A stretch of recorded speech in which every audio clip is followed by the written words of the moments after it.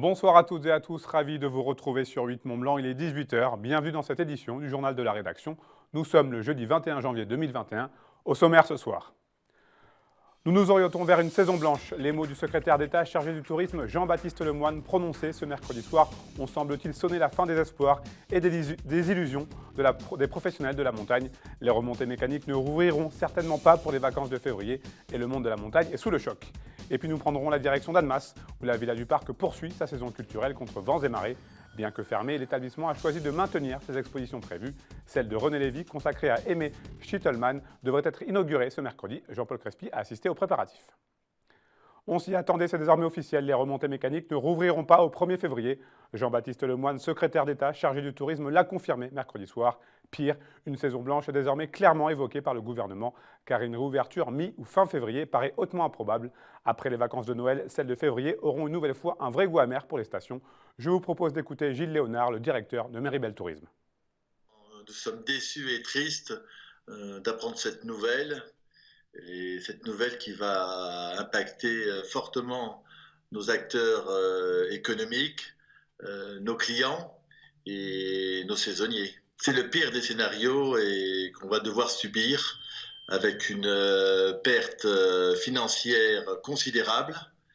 Et on mettra quand même plusieurs années à se remettre de cet événement. C'est un vrai coup dur de plus pour les stations et notamment pour la vôtre à Méribel.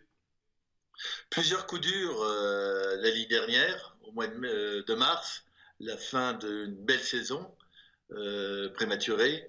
Les vacances de Noël avec une espérance début décembre d'une ouverture qui ne viendra pas. Et là, c'est le dernier coup dur impensable de la non-ouverture du domaine skiable avec un impact désastreux pour tout le monde.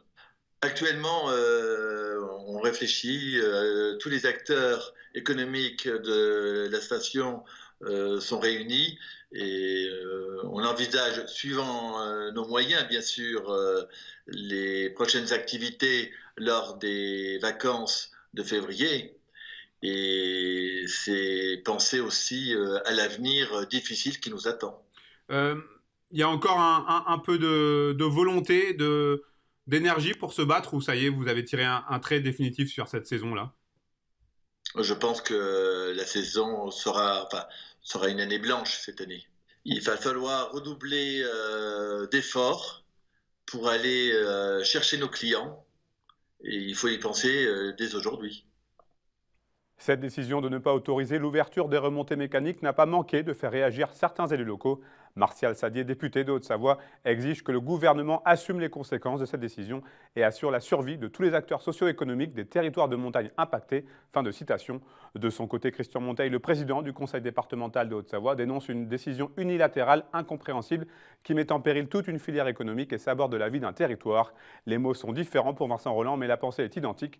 Pour les députés de Savoie, il s'agit là de la fin tragique du suspense avec une annonce qui s'appuie sur des arguments qui ne tiennent pas. Avec la saison blanche qui se profile donc, les saisonniers se résignent à suspendre leur activité. Bon nombre d'entre eux se retrouvent aujourd'hui en chômage partiel pour ceux qui ont pu se faire embaucher par leur employeur, notamment dans le secteur des remontées mécaniques. Mais ce n'est pas le cas pour tout le monde. Du côté de la restauration et de l'hôtellerie, ils sont près de 40% à se retrouver sur le carreau, sans contrat et en fin de droit, selon les syndicalistes. Alors, pour les aider à percevoir leurs indemnités, la CGT a lancé une boîte mail SOS saisonnier. C'est un reportage de Marine Schneider. C'est devenu le sésame pour toucher les aides promises par le gouvernement. Les saisonniers se battent pour obtenir un contrat d'embauche auprès de leur employeur dans les stations. Ils ont été sympas de nous embaucher, sachant que nous n'avons pas commencé à travailler. Ils ont été sympas à nous embaucher pour pas qu'on gaspille tous nos droits de chômage. J'ai des copains qui, eux, n'ont pas eu le droit à l'embauche et qui sont toujours sur leur droit de chômage, donc qui touchent la petite somme de 900 € promis aux saisonniers par le gouvernement. En effet, l'État a mis 420 millions d'euros à disposition des entreprises pour mettre les saisonniers en chômage partiel. Et pourtant, la CGT dénonce des abus de la part de certains employeurs. Ils ne joueraient pas le jeu de l'embauche. Sur des promesses d'embauche, normalement, elles étaient censées être respectées. Et vous en avez vu des cas d'employeurs qui justement n'embauchaient pas? Oui, alors on a eu des dizaines de cas d'employeurs qui ne respectaient pas forcément les promesses d'embauche, qui se séparaient aussi des salariés pendant des pseudo-périodes d'essai, alors qu'ils ne pouvaient pas le justifier vu qu'ils n'avaient pas travaillé, ou des avenants qui ont été signés un petit peu sous la pression. Et ça, c'est quand même un peu aujourd'hui catastrophique dans une économie comme la nôtre, où quand même, je rappelle, le tourisme est la première activité économique de la Savoie. Donc on voit bien qu'il y a de l'argent, 420 millions d'euros que le gouvernement met, en contrepartie, les employeurs ne jouent pas le jeu et c'est un peu catastrophique. Alors pour aider ces saisonniers, la CGT a créé une boîte mail SOS saisonniers pour les orienter dans leur démarche. Ils ont déjà traité plus de 200 cas. Ici, oui, si je prends le dernier, hein, c'est celui qui, lui, dit j'ai été en contrat saisonnier pendant de 2020 à location de vélo donc, au Cap Ferret, j'ai rien eu. Lui, il dit moi, j'ai travaillé dans un magasin de location de ski, c'est un petit magasin, la gérante est retraitée, comment je fais pour avoir mes aides? Et je ne veux pas embêter la gérante. Hein, donc, on voit bien qu'aujourd'hui, c'est le salarié qui, lui, est embêté et qui dit je ne veux pas embêter mon employeur, que ça doit être le contraire. On est en rapport avec les services du travail et quand on peut arranger des situations, ou faire respecter le droit, on est là pour ça, il ne faut pas hésiter à nous appeler. Souvent gênées d'imposer une démarche administrative à leur employeur, ces personnes se retrouvent dans une situation délicate et précaire, sans indemnisation, voire en fin de droit. La CGT appelle les saisonniers à s'adresser à leur organisation syndicale. Et puis, conséquence directe de cette crise sanitaire, la campagne de recensement 2021 de l'INSEE à Annecy est annulée et reportée à 2022. Aucun agent recenseur ne rendra donc au domicile des habitants. La ville appelle donc à la vigilance contre les démarches des personnes mal intentionnées. Pour rappel, la population légale de 2018 de la ville d'Annecy s'élève à 131 418 habitants. À Modane, 4 surveillants du collège Lavanoise ont été testés positifs à la Covid-19. Ces 4 personnes ont donc été placées à l'isolement pour une durée de 7 jours. Par conséquent, en l'absence de ces surveillants, le préfet de la Savoie a ordonné la fermeture temporaire du collège jusqu'au dimanche 24 janvier. Ils ne veulent pas être la génération sacrifiée. Les étudiants sont à bout. Cours à distance, isolement social, précarité. La crise sanitaire les touche de plein fouet. Ils ont donc décidé de se faire entendre leur voix en manifestant dans différentes villes de la région ce jeudi. À Chambéry, ils étaient une soixantaine sous les fenêtres de la présidence de l'université Savoie-Mont-Blanc. Victoria Lopez était sur place. Reportage. Isolés, déprimés, inquiets, les étudiants lancent un cri d'alarme. Je pense qu'il y a beaucoup de gens qui ne se rendent pas compte que ça fait un an, maintenant, bientôt un an, qu'on étudie dans des conditions qui sont déjà difficiles, en plus du contexte général qui du coup pour nous étudiants, on a du mal à se projeter dans un potentiel avenir, dans un potentiel métier ou quoi. Et en plus de ça, il faut qu'on trouve la motivation de bosser seul, à distance, sachant que les explications sont toujours beaucoup moins claires. C'est pour ça qu'on demande la réouverture des facs et essayer qu'on puisse retrouver un semblant de motivation. Retourner à la fac, plus qu'un souhait, une nécessité. Le plus difficile, c'est surtout de tenir le moral. On a beaucoup de cours en distanciel, enfin l'exclusivité de nos cours sont en distanciel. Même pour nos professeurs, c'est pas évident, on les sent toujours désespérés quand ils sont obligés de faire des cours devant des visioconférences avec une mosaïque d'écran noir devant eux. C'est une situation qui est difficile pour tout le monde. Et pour les étudiants, tout particulièrement de ce point de vue psychologique, auquel s'accumule la précarité étudiante qui était déjà prégnante avant même le coronavirus, mais que la maladie a certes contribué à aggraver. L'Université Savoie-Mont-Blanc tente de répondre aux difficultés des étudiants. Des aides financières, mais aussi un suivi psychologique ont été mis en place. L'université prête également des ordinateurs et autres outils numériques. Nous comprenons tout à fait leurs difficultés. Encore une fois,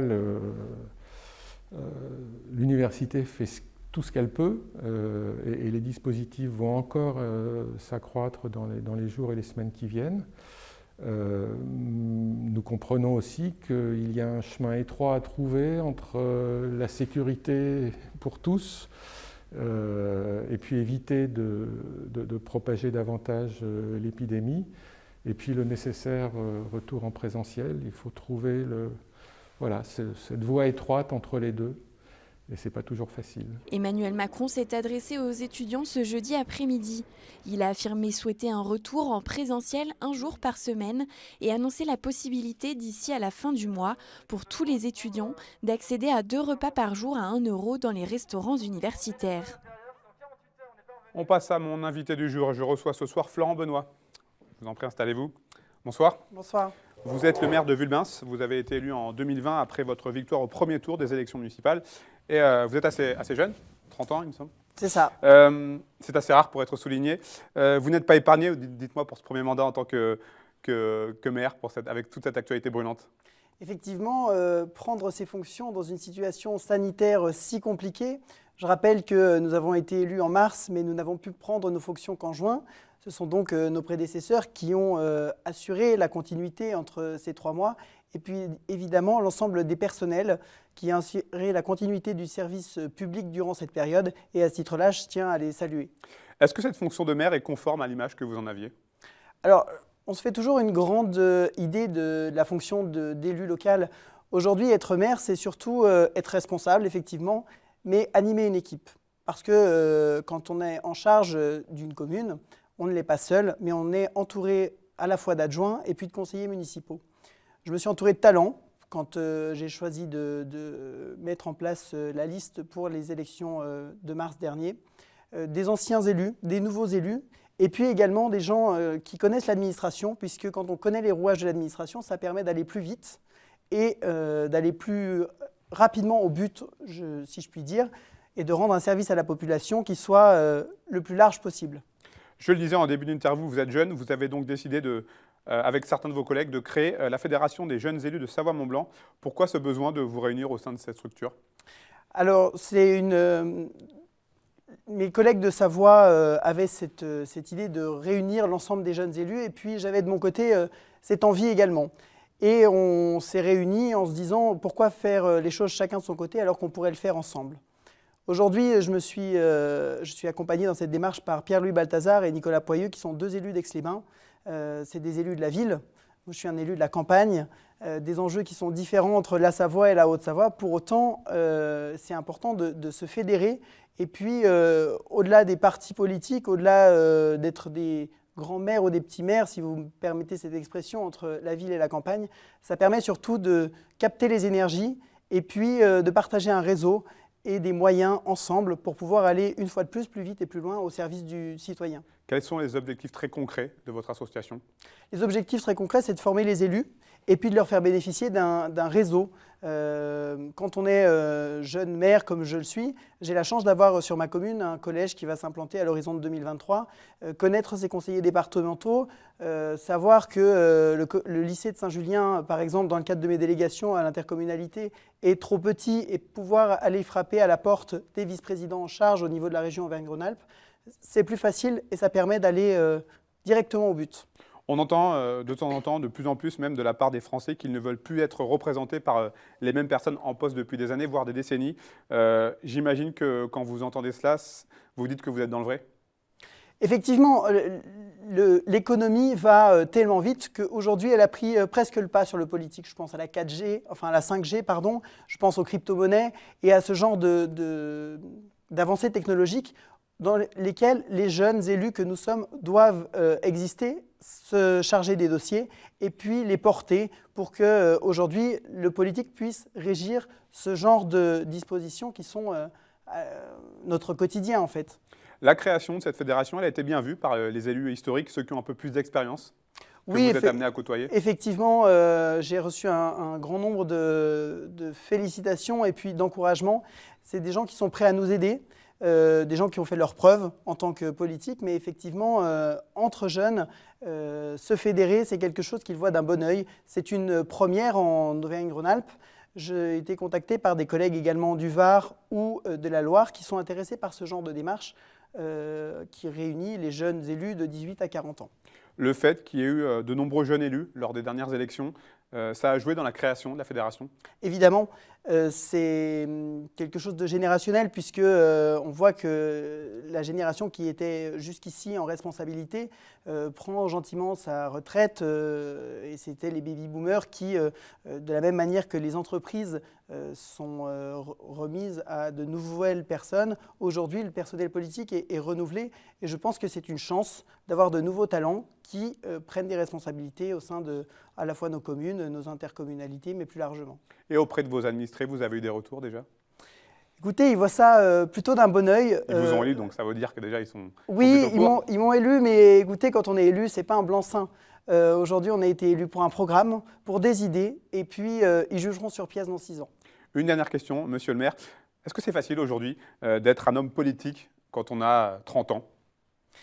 Écoutez, on juge généralement la crédibilité et puis au regard de l'expérience aujourd'hui elle est diverse. Et ce n'est pas uniquement le nombre des années qui compte, comme l'a dit la fameuse maxime. Aujourd'hui, être maire en 2021, c'est compliqué dans le contexte sanitaire, c'est compliqué à bien des égards, mais notre génération, elle a besoin de sens. Et aujourd'hui, l'engagement politique, il est plein de sens. Si j'ai choisi de m'engager dans cette démarche avec l'ensemble de mon équipe, eh bien, c'est que celle-ci a du sens pour nous. Merci beaucoup. Merci à vous. Bonne continuation. Merci. Puis bon courage pour la suite. Merci. Alors que les musées, les galeries et les salles d'exposition ont porte close depuis maintenant plusieurs semaines en raison de l'épidémie, la Villa du Parc d'Annemasse a choisi malgré tout de poursuivre sa saison culturelle. Les expositions prévues sont donc maintenues. Exemple avec l'exposition Aimée de l'artiste suisse René Lévy qui devait être inaugurée ce samedi. Jean-Paul Crespi a suivi l'accrochage des œuvres tout en sachant que cette exposition n'ouvrira pas ses portes pour l'instant au public. Reportage. Fermé pour cause de pandémie et malgré les incertitudes liées au contexte sanitaire pour sa réouverture, les prochaines expositions programmées à la Villa du Parc sont en cours de montage. Dans les salles, l'artiste René Lévy a investi l'espace pour concevoir un projet s'appuyant sur les variations de la lumière, naturelle et artificielle du lieu. Les toiles exposées trouvent ainsi des prolongements visuels. Entre la toile et le mur, la ligne devient une lettre pour construire un langage pictural propre à l'artiste. Cette perception vient comment je mets les toiles, comment j'ai fait les murales. Les murales sont partie de la peinture parce que ces perceptions, ils ne regardent pas c'est quoi une prise électronique ou ces perceptions, on voit à tous. Le son, tout est là. Et moi, je donne mes signes. La peinture, les gestes, les petits, très simples signes que tout le monde le connaît, tout le monde peut le faire soi-même. Cette simplicité a aussi la possibilité d'engager, que le spectateur devienne actif.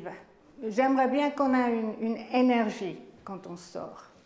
À la Villa du Parc, certaines de ces toiles appartenant à son passé sont revisitées et subissent des métamorphoses par des aplats, synthétisant ainsi ses nouvelles recherches expressives. La couleur est là parce que je trouve très important. Je trouve important cette équilibrité entre les choses qui sont éphémères et les choses qui sont là, qui sont faits, qui ont une stabilité, une statique même.